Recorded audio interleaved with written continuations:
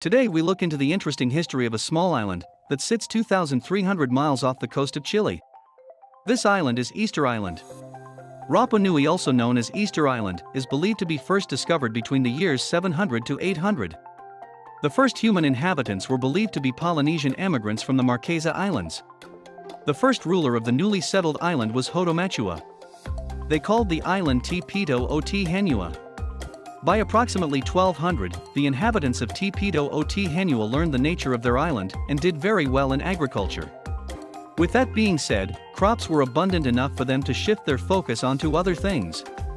They developed a tradition of building large rectangular stone platforms called ahu, where they buried kings and other important people.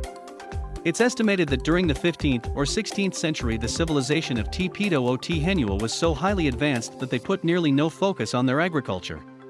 Since crops were so abundant, they shifted their main focus onto building large sculptures called moai. These statues were put on the ahu platforms to commemorate those who had passed away. By approximately 1650, deforestation became a big problem. They used a large amount of lumber to move their newly constructed statues. They also began burning parts of their forest to clear areas for crops.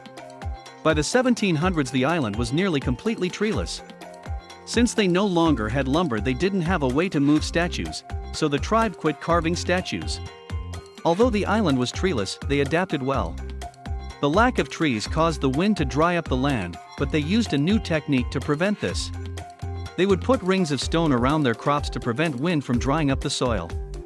In 1772, the first documented European contact was made. The Dutch Admiral Jacob Roggeveen arrived on Easter Day and named it thereafter. The Dutch crew was very afraid of the island's natives and killed 12 of them for coming too close.